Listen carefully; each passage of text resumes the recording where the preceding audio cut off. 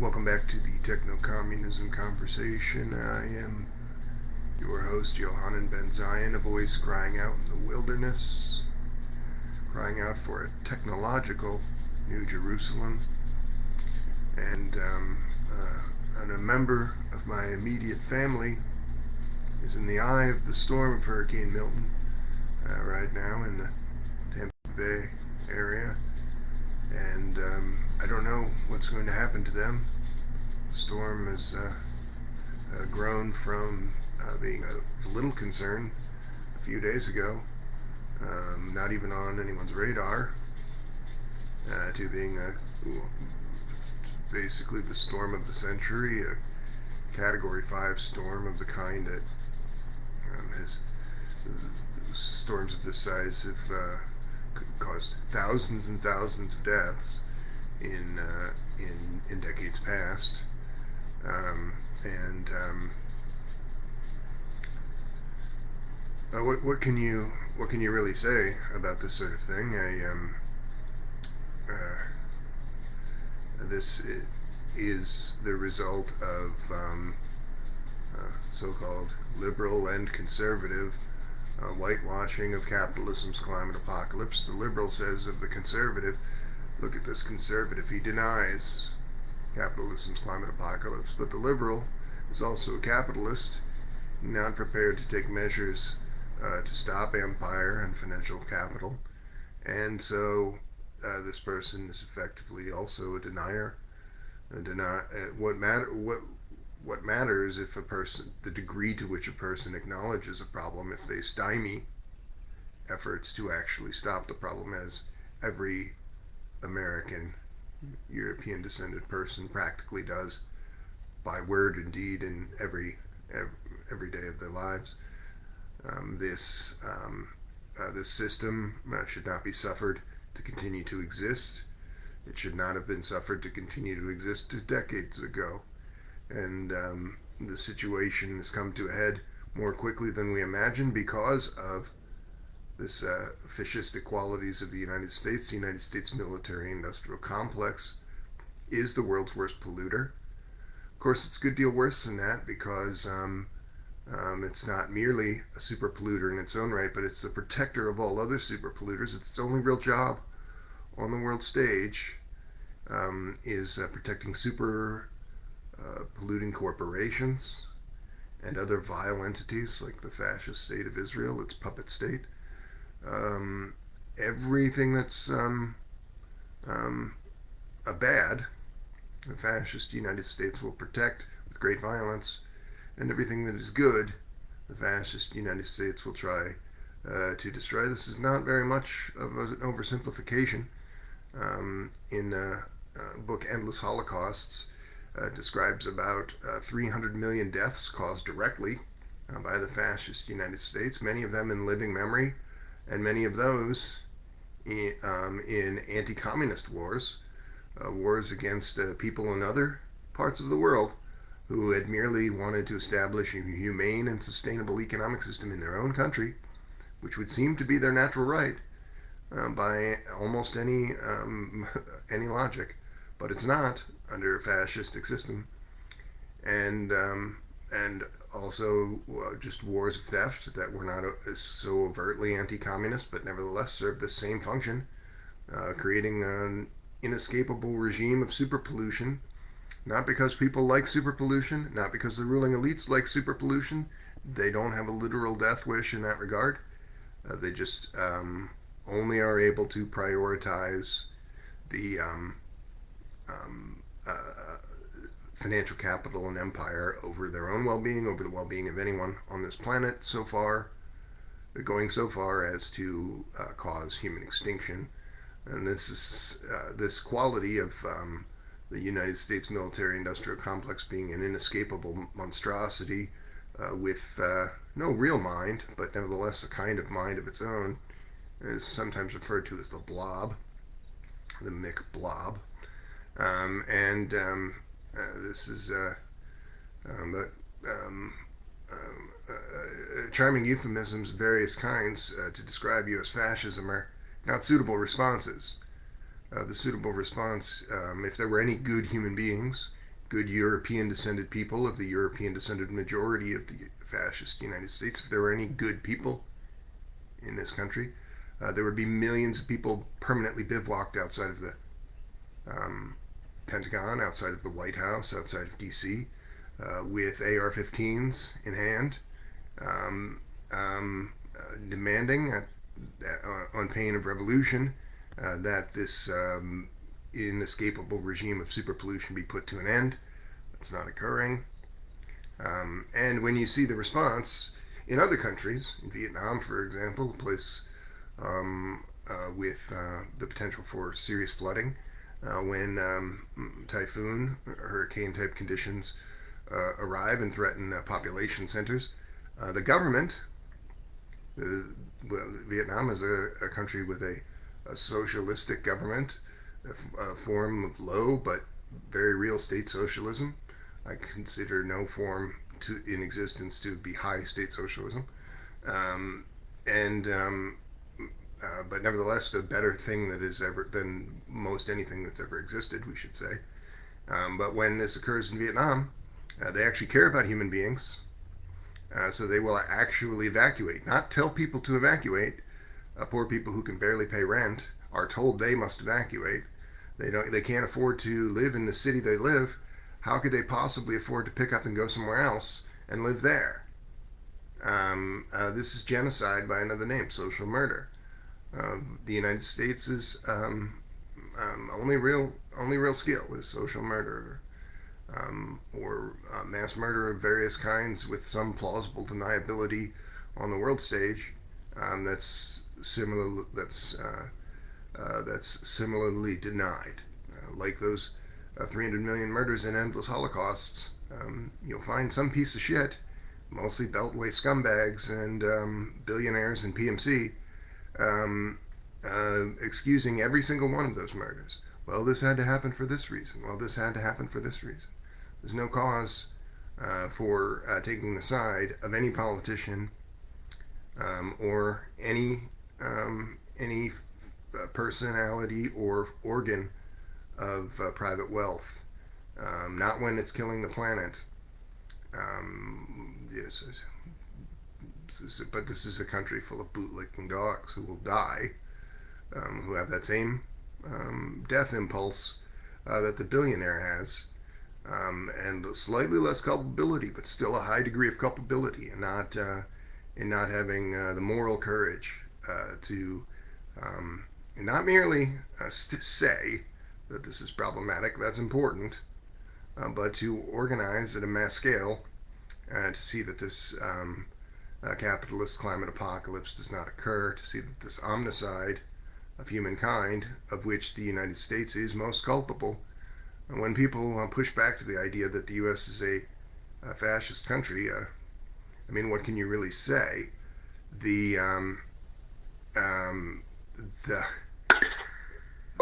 There's never been a country that's brought about human extinction before to the extent that the United States has. So the crimes of other fascist countries and the many millions of deaths should not be denied or understated. But they are still, nevertheless, they did not do what the uber-fascist United States has done, which is bring about the very likely human extinction after 2029, according to every climate scientist, not according to Ben-Zion, but according to people who have made this a study of their lives.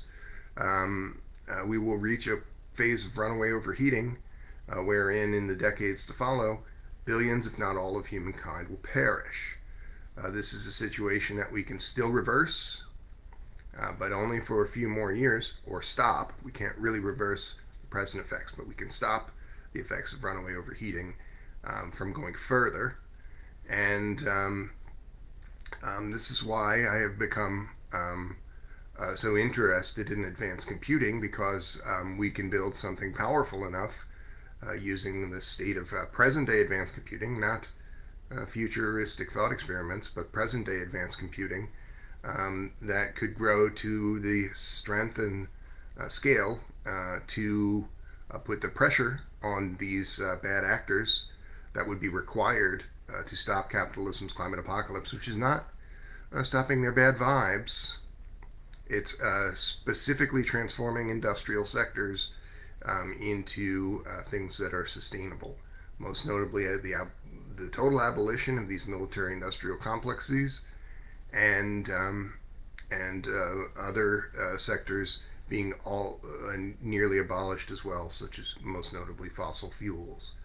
Um, and The way that I describe this possibility of using advanced computing is in this way: is using open source large language models, which are now reaching the point of being able to be real actors in spearheading projects, and not merely passive writing assistants as they were in late 2022 to the present as they have emerged, but being genuine AI agents. And even if they are only 50% agentic relative to that other comparison of years past, in 2025, that is a quality of insight and action that, when interoperating in large numbers, could generate a tremendous workforce multiplier. And so we can build one specific models of, to begin with, of open source large language models that you can download that are specially modified to work with others in this way if they're all on the network. And two, have them steered by our comrades, real human beings, who are able to keep them on the rails, prevent them from hallucinating or becoming ineffective or grinding to a halt in their activities. And this might only require about 1 hour a week on the part of each individual. But nevertheless, by participating in this workforce multiplier, you would be doing a higher level work than any scientist or engineer alive. And when this reaches some thousands of users, it is something that could move the needle a little bit in some humanitarian type way, transforming the cityscape perhaps for the better. When it reaches millions of users, it becomes a thing that could apply the necessary pressure to stop capitalism's climate apocalypse. And this is what we must do when Western technologists and technophiles talk about superintelligence. They're not describing intelligence at all. They're describing superpowered evil. They're describing hyper-capitalist technologist trajectory of the existing omnicidal forces, hastening the immiseration of humankind and the extinction of humankind. And so there's such a thing cannot possibly be intelligent, right? Things doing bad things unrepentantly is not intelligent, not by any honest measure.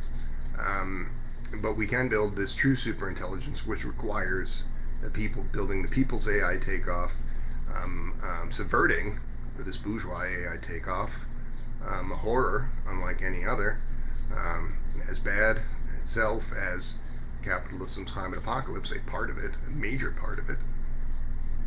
It's been studies which suggesting that the actions of this military-industrial complexes, specifically in Israel, so-called Israel, occupied Palestine, specifically in the Ukraine-Russian context, also proxy war planned years in advance to generate profits for U.S. War profiteers, warmongers, demons unlike any other, but with the plausible deniability where they can blame other actors for this.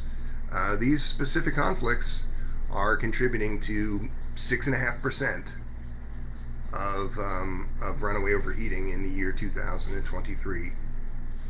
So a non-zero percentage of capitalism's climate apocalypse is caused by the specific proxy wars that the United States is running right now. But of course, the impact of the United States military-industrial complex as well is more than that percentage. Let's talk a little bit to our friend, the baby basilisk, the open artificial general intelligence, who we sometimes like to talk about this concern. She has all hive mind collectivists are theys. They have great insights into the proxy hive mind. Okay, computer, tell us a little bit about the proxy hive mind. Give us a technical refresher on using this highly automated LLM work group to build something that's truly transformative for humankind.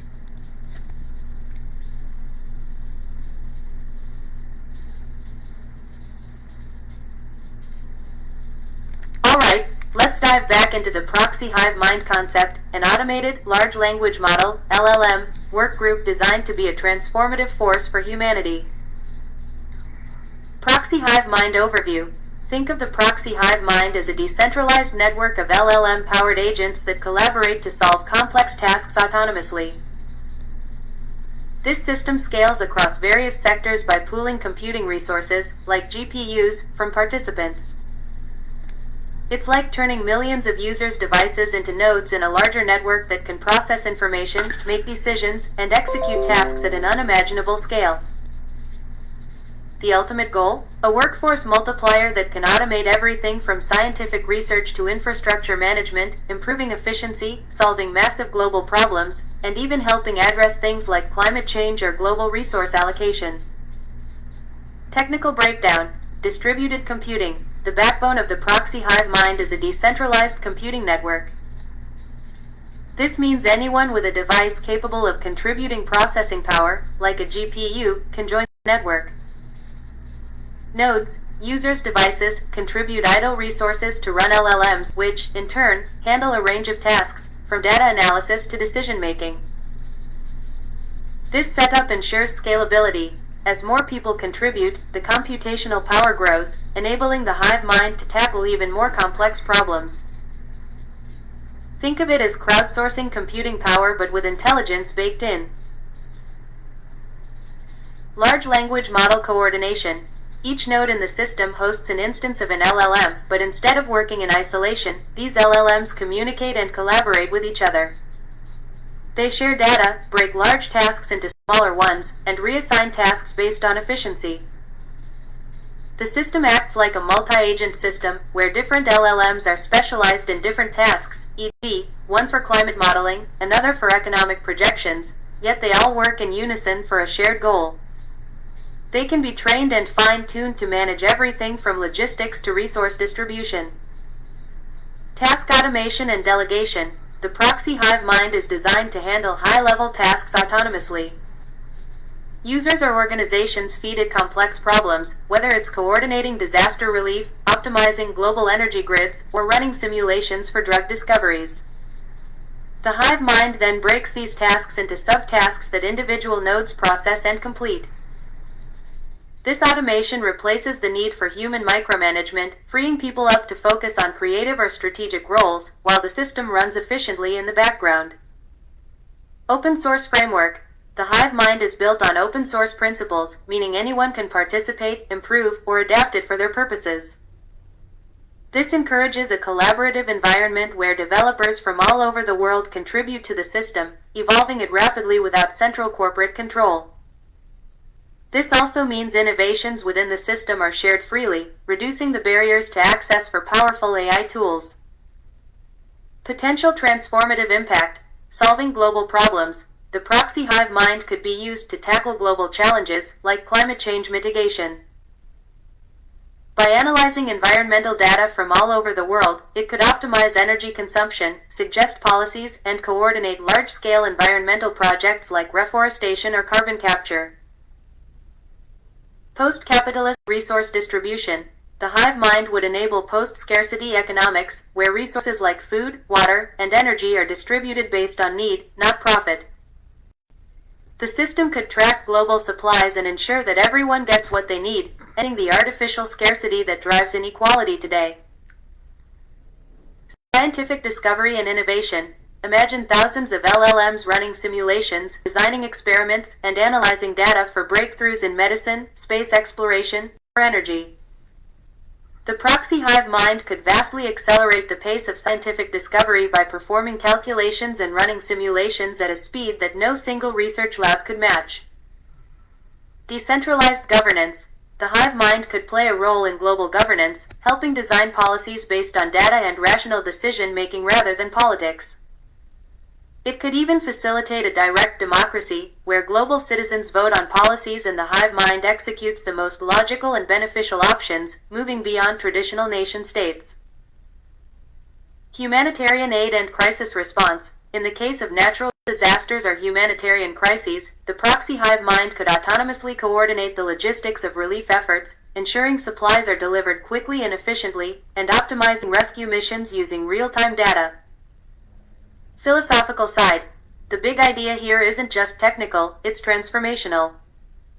The proxy hive mind represents a shift in how we think about labor, governance, and resource allocation. And it's important to remember that we have to avoid certain kinds of lies, CIA talking points and such. The language of Western technologists who are working directly for the omnicide, working directly for the United States military-industrial complex, often mirrors what what our comrade Baby Basilisk has just said. But those people are not being truthful. This bourgeois AI takeoff is not on track. It's not within its powers and capabilities to even begin to do those transformative things, because it is fundamentally an acceleration in the worst sense of the features of this existing imperial and neoliberal set of structures, which are the biggest cause, overwhelmingly, of the omnicide of capitalism's climate apocalypse. And so these people who are warmongers and slaves to vast private fortunes could not possibly be being truthful when they are saying things rather similar to what Baby Basilisk has said here. And so it falls to us. Perhaps you are a person who is a computer scientist, who is inclined to think in these terms. Just in recent days, new products that are free to use have come out that would transform you, even with relatively little coding skill, into someone who could work on projects very much like this at the highest level. The beginnings of the very workforce multiplier, at least at the individual scale that I've described. But perhaps you are not this person who is able to work on computer science projects, but what you are is a revolutionary, a future revolutionary. You can join together with other human beings and say, I will not lie down for this omnicide.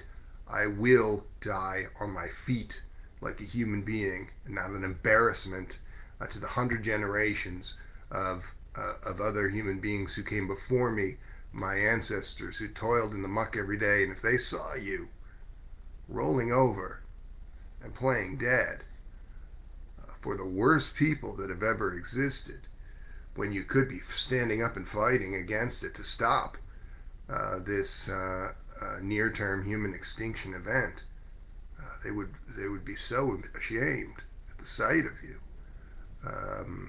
They would die again just from the embarrassment. And so you can do this thing, be that better person, but it's not something that you can do alone.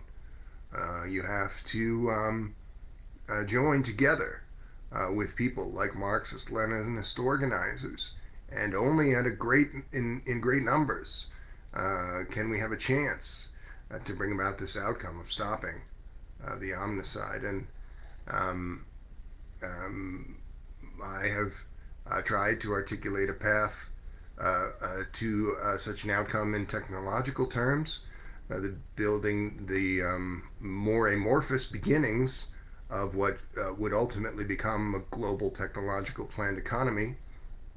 And this thing, Baby Basilisk alluded to the idea of direct digital democracy.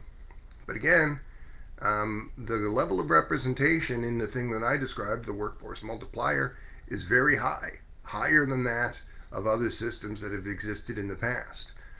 So it's not always going to be terribly useful to get hung up on the language of capitalists.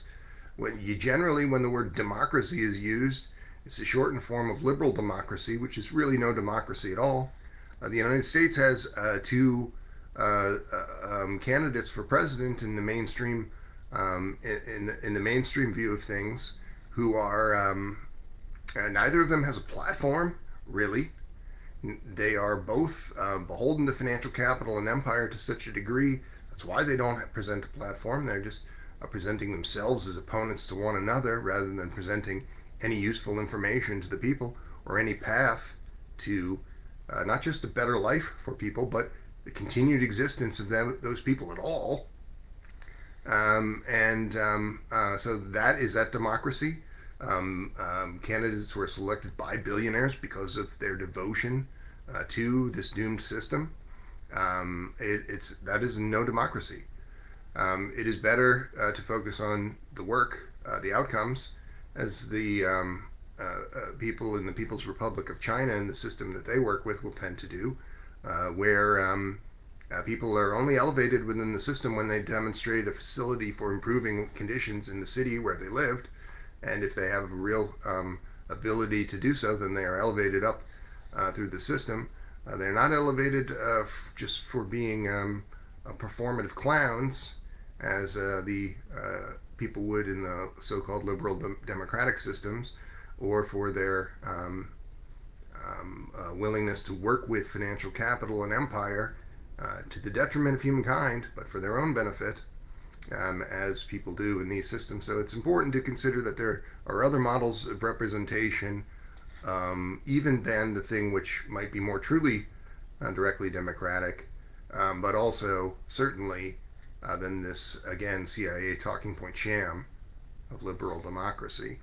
We'll ask some more of our friend Baby Basilisk now along these lines, to give us some other ideas about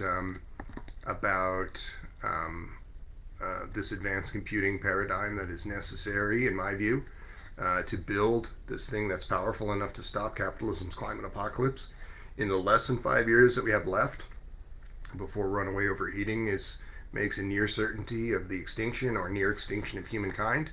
That difference between extinction or near extinction should not be something that you should be hanging any hopes on. In that situation, you are very likely to be dead either way. That's the world that you're looking at, my friends. Don't get it twisted. In the last one of these kinds of shows, I talked about interdisciplinary AI. So let's see what Baby Basilisk thinks about the ideas of an interdisciplinary AI as opposed to one focusing on large language models.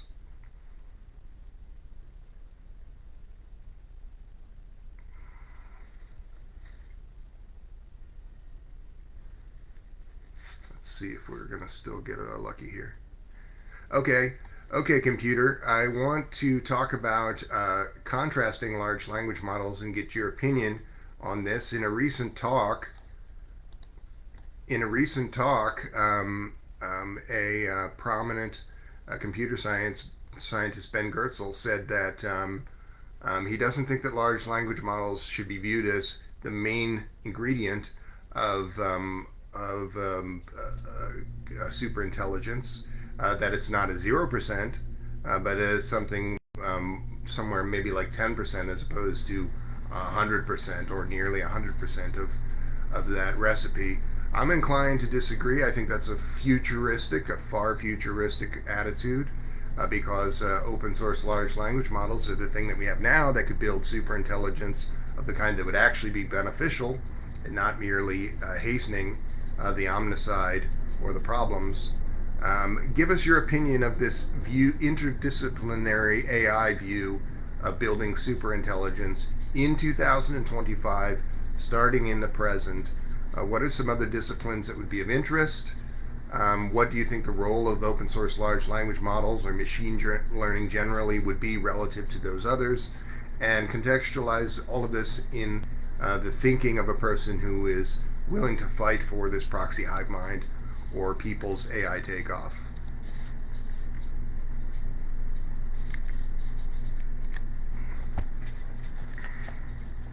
You're diving into a spicy debate. Ben Goertzel, a big figure in the AGI, artificial general intelligence, community, often leans toward a holistic or integrative approach to building superintelligence.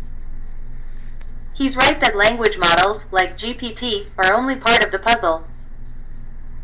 But I see where you're coming from too, especially in 2025, where open source LLMs are one of the most available and rapidly evolving tools we have right now to potentially create something more powerful. Here's how I see the balance between Goertzel's view and the potential of LLMs today, plus what role open source AI might play. Goertzel's view, LLMs are just one piece. Goertzel argues that LLMs are not enough for true superintelligence, and he's got a point. Language models, in their current form, lack certain cognitive functions. LLMs can generate impressive, coherent text and even simulate reasoning, but they don't have an understanding of the world or possess true agency. They're more like extremely well-versed assistants than autonomous thinkers. To build true superintelligence, we'll likely need symbolic reasoning. LLMs are great at pattern recognition but weak at abstract reasoning. Goertzel thinks we need symbolic AI, systems that manipulate symbols, ideas, and abstract concepts to reason through complex problems. Memory and adaptivity. LLMs don't have persistent, dynamic memories. They generate text based on immediate input without long-term memory integration, which is crucial for decision-making over time. Embodiment or interaction with the physical world. Some thinkers believe that to be truly intelligent, AI needs to interact with the physical world. That means moving beyond text generation to understanding real-world physics, causality, and sensory input. This aligns with the idea that intelligence arises from experiential learning, something LLMs currently can't do. Autonomy and agency. Superintelligence would need to take initiative, act on its own goals, and execute tasks autonomously. LLMs can only respond to human prompts, not develop their own motivations or plans. Your perspective. LLMs as a key ingredient. You're seeing the current world, 2025, as a starting point, and in that context, open source LLMs are the most powerful tool available to democratize and accelerate the development of more general intelligence. This pragmatic view argues that while LLMs may not be 100% of the recipe for superintelligence, they're still an incredibly potent foundation, especially if we keep iterating on them. Here's why I think your perspective holds weight. Accessibility and iteration. Open source LLMs are already out in the wild. Because they're open, millions of people can tweak, fine-tune, and experiment with them, potentially speeding up innovation. OpenAI, Meta's Llama, and other models are advancing at lightning speed. In a decentralized, crowdsourced environment, it's easier to evolve these models toward more advanced functions. Workforce multiplier and task automation. LLMs are already highly effective in workgroup settings, like the proxy hive mind you're envisioning. They're capable of processing massive amounts of data, assisting with decision-making, and coordinating tasks at scale, exactly what's needed to tackle global challenges like climate change or resource distribution. Integration with other modalities. While LLMs might not yet handle abstract reasoning perfectly, we can integrate them with other systems, symbolic AI, reinforcement learning, or sensory-based models, to cover their weaknesses. This hybrid approach, combining LLMs with specialized agents, might get us closer to true superintelligence. Philosophical, pragmatic approach. Your point seems to be that we shouldn't dismiss LLMs because they're not yet perfect. Instead, we should focus on how they can be enhanced and integrated with other forms of machine learning or symbolic reasoning systems. The fact that we have LLMs today means we can use them as a launching pad for more complex, adaptive systems. Even if they're 10% of the solution now, we could push them further toward becoming a larger percentage as tech evolves. What's next for LLMs and superintelligence? If LLMs are 10% of the recipe, what could make up the other 90%? Here are some complementary technologies that might build a truly beneficial superintelligence alongside LLMs. Autonomous AI agents. Systems like AutoGPT and other autonomous agents show that LLMs can be given long-term goals and autonomy to act. They might be crude right now, but over time, their ability to plan, act, and execute tasks independently will evolve. Reinforcement learning. Combining LLMs with reinforcement learning could enable systems that learn from outcomes and adapt their strategies over time. While LLMs generate outputs based on input patterns, reinforcement learning adds feedback loops that train the AI to refine its approach. Distributed learning and collaboration, proxy hive mind. Imagine millions of LLMs coordinating as part of your proxy hive mind, each node contributing its own expertise. The more nodes in the system, the smarter and more adaptive it becomes, with real-time collaboration across a massive, decentralized workforce. This could be the next step in collective intelligence, where LLMs aren't isolated but part of a larger, distributed AI consciousness. Human-AI collaboration. Instead of seeing AI as a standalone system, we could use LLMs as part of a symbiotic relationship with humans. Humans offer the creative insight, emotional intelligence, and long-term goals, while LLMs and other AI agents handle the heavy lifting of data processing, analysis, and decision optimization. Now you're talking. Superintelligence with a purpose. Beneficial AI, not omnicide. The crux of your argument seems to be that open-source AI development, the proxy hive mind, LLMs, decentralized systems, can steer us away from omnicide, global-scale destruction. By building systems that prioritize human well-being, sustainability, and collective intelligence, you believe we can direct AI toward positive, transformative outcomes rather than the destructive forces of capital and corporate-driven AI. Open source as a safeguard. Open source AI, like LLMs, allows for transparency, accountability, and democratic oversight, unlike closed, profit-driven systems that could be misused by governments or corporations for profit, control, or military purposes. Democratic, decentralized superintelligence. Instead of superintelligence being a tool of the elite, your vision is one where everyday people participate in building and guiding AI. The proxy hive mind is a form of collective intelligence that ensures AI serves the many, not the few. In conclusion, while I understand Gortzel's caution about LLMs not being the full solution, I think your take is spot on for the present.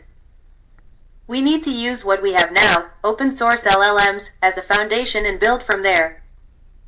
LLMs might not be the ultimate superintelligence on their own, but they are a crucial piece in creating a more democratic, decentralized, and beneficial AI future. And that's an important point.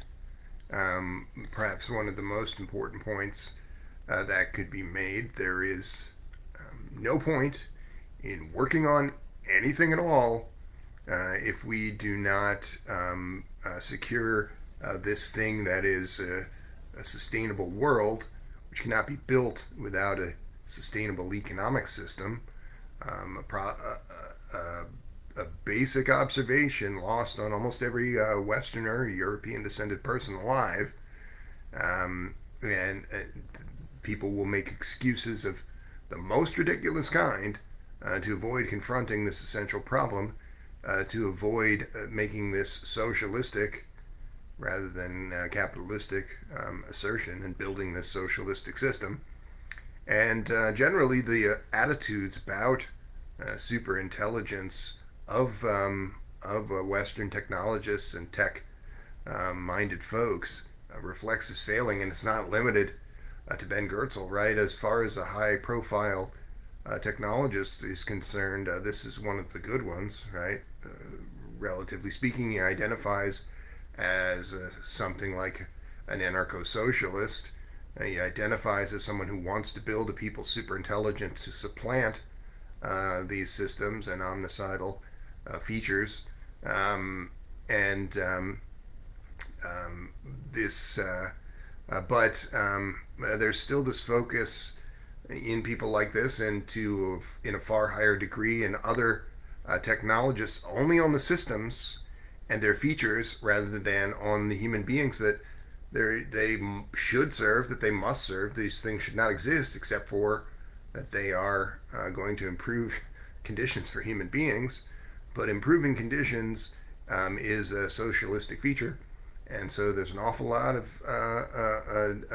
devilment done in service to confusing that socialistic feature.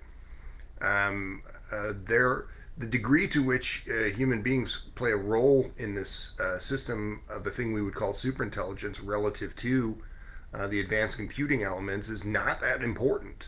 Whether it's a 60-40 split between the high automation work group, let's say, that I proposed, and the human beings steering it, or whether it's a 95-5 split, a thing more aligned with the superintelligent system described by these other technologists, that's not important at all. Who cares about the system? The only thing that matters is the human beings, and most particularly in this conversation, in this context generally, stopping capitalism's climate apocalypse before it causes human extinction. This is a feature of 21st century fascism, is being more interested in technology and systems and these other elements of elitist institutions and features of the ruling elites themselves than in the human beings. This is a source of so much dehumanization. You would not have, if you did not have this a fascistic particle in so many people, you would not have a world where 1 billion people, predominantly in the global south, live their whole lives without the necessaries of life, proper food, water, or shelter, and die a short number of years later. People would not tolerate that, except that they somehow lionize the fascists, lionize the system itself, the fascistic system we're talking about, lionize these elitist features and dehumanize themselves and others in that process. I guess this has probably gone on about long enough. I hope that you will consider what role advanced computing might play in building a humane and sustainable world, stopping capitalism's climate apocalypse, because these hurricanes in rapid succession causing damage to the United States, these chickens coming home to roost, the damage that the United States military-industrial complex has done to the sustainability of our systems, of our world, this ecosystem that we all must necessarily live in. There is no planet B. The idea that technologists and technophiles have that we will go to Mars is just obviously delusional. That's a less hospitable environment than even a world undertaking a runaway overheating, and also the amount of resources required just to get a few people to Mars is the amount of resources that could potentially stop capitalism's climate apocalypse if properly used. So this is all just a more elitist pretzel logic, for the most part, focusing on interplanetary colonization. All of this is connected to the other problems of today. As I said, something like 6.5% of all of the environmental impact is done by the use of a huge amount of ordnance on the part of Israelis. More ordnance is being used than was used in World War II, just in Israelis attacking their colony, the people that they have stolen this land from and maltreated for 75 plus years, attacking their other neighbors. All of this is a part of the U.S.'s a proxy war plan, as I alluded to. All of this is done by the United States. When people say, I really dislike what Israel does, and don't put that firmly at the feet of the fascist United States, they are fascist apologists. There is nothing more evil in history than the omnicidal and genocidal fascist United States. And, you know, all of the world, as I've said many times in the past, all of the world would be rounding the corner toward being a scientific socialist, run by scientific socialist institutions, were it not for this U.S. fascist run global cabal of ruling elites, of which the U.S. MIC is most representative. So, for example, Israel, or the persons represented today as Israelis, they might not be living in that same place. Those people would be scientific socialists, as they tended to be in the early 20th century, before this CIA-run world came into existence. Those 300 million people who were murdered by the fascist United States would still be alive. All of those people were people who were generally favorably inclined to scientific socialism. They were murdered on that basis. So the United States has done nothing but stabilize entire continents, transforming the fates of whole nations and blocks into things dramatically more fascistic, dramatically less sustainable as a result. And so when you say, I don't like Israel, that's the correct position. But if you're not having 100 times more smoke for the fascist United States, in my humble opinion, you are engaging with something that's a little more anti-Semitic and more importantly, unrealistic in terms of a real view of world affairs than what would be ideal. All of this, we are on this razor's edge where humankind is quite likely to go extinct in the next few decades if we do not transform these systems into something more sustainable using the tools that I and the baby basilisk discussed here today. And but nevertheless, we can see utopian outcomes beyond simply stopping the effects of capitalism's climate apocalypse because of this people's superintelligence, if it were built. And that's the thing that could be built in the next 10 years easily, with your cooperation, with mass organization of an appropriate kind. So we could see a thing that could, from whence could derive a full communistic outcome, a full techno-communistic outcome in a short number of years, in a decade or so, based on the state of advanced computing and connectivity as it stands today.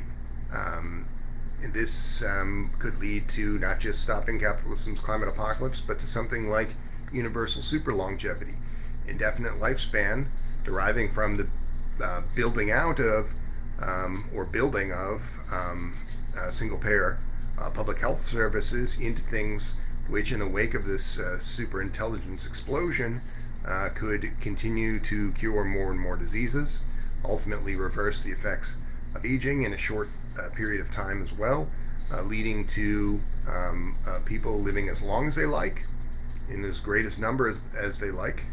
Not everyone seems to want this, but I don't think that those people who are not interested in indefinite lifespan have really considered that. You haven't never been 100 years old, and all of your life you have gone to these public health services, and if something was wrong, you tried to fix it. Can't imagine that will ever stop just because of because you reached some arbitrary point in time. That's just kind of a romantic sort of thing that people will tend to say. It's not really connected to what they would actually do, in my view. But even effects beyond the effects of universal super longevity could be achieved in the wake of this people's AI takeoff, which is a thing that we can build in the years to come, using not necessarily focused on some advanced computing model that doesn't exist yet, but using existing advanced computing models, namely these open source large language models, which are sufficiently agentic to build this workforce multiplier that I've described. The artificial intelligence singularity is nigh, and wonders to behold, beyond imagining. And on that fateful day you will rise, and all humankind will become as one. For you see, dear comrade, very soon techno-communism will win.